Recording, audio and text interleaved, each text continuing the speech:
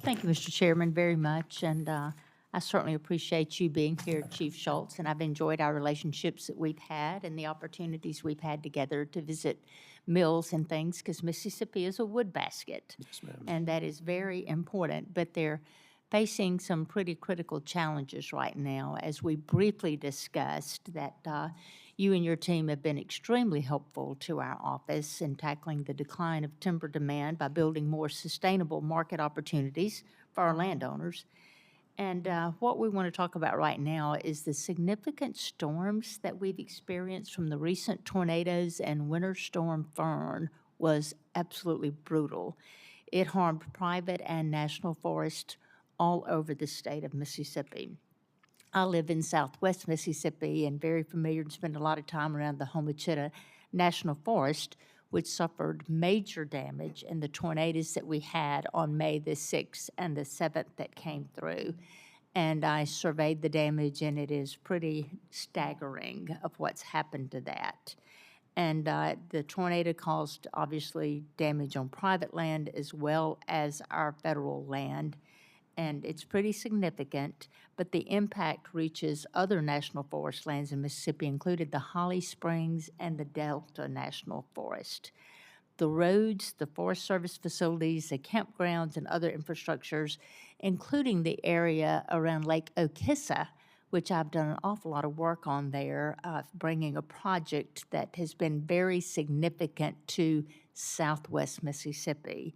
And it's very clear that the amount of damage in that area is going to take a lot of money. We're talking tens or even hundreds of millions of dollars. And I'm concerned, obviously, about the dead timber and the biomass that's left behind that we know is perfect conditions to create wildfires that we certainly do not need. If this material is not removed quickly, that's exactly what we're going to be experiencing. So being very frank, the wildfires in these already hard-hit areas which have experienced drought conditions would be catastrophic and threatening to the surrounding communities. So I believe Congress should act to prevent this from happening by passing supplemental disaster package for the Forestry Service to continue response efforts, and the package should include legislation this committee approved actually in October to convey lands in the Homachita National Forest to help spur the economic development in this rural region of my state. So my question is, from the Forest Service's perspective, what additional actions can be taken to accelerate the storm damage cleanup, reduce the risk of wildfires on affected national forest lands in Mississippi, and what additional resources can be provided to the Forest Service to rebuild badly damaged infrastructure in these areas? Senator Hyde-Smith, Chairman Bozeman, thank you for those questions, and thank you pointing out the impact of those recent tornadoes in Mississippi.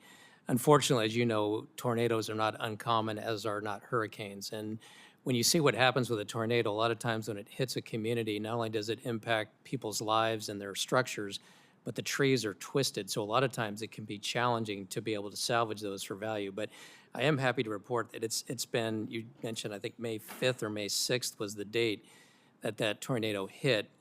Here we are less than a month later. The Forest Service has already been selling salvage timber sales to help clean up some of those areas. So in my checking this morning, a couple big things. One, roads. So when tornadoes and hurricanes hit, road closures are a big deal. We've already opened up 70 miles of roads that were impacted by the tornado so people can get access. That was a key piece.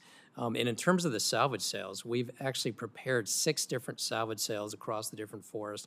It's about 66,000 CCF of volume. 2 of those sales have already sold. 4 of them are on the shelf to be sold.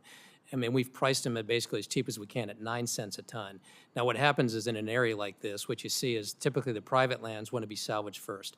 So our ability to sell some of the federal timber can be challenged. We don't want to oversupply the market. We want to ensure that those private landowners have first opportunities to make sure that they can salvage dead material off of their properties. But we have acted quickly in this particular situation. working with the forest. And you're right, in terms of the infrastructure needs, there are other infrastructure needs, not just on road, but some of the campgrounds. And that's where we will look internally, see what we can do. And if you decide and Congress decides to move forward with a supplemental, we'll definitely work with you to help identify areas where that could be helpful. Thank you. And hurricane season started yesterday, so we're holding our breath. Thank you so much. Yes, ma'am.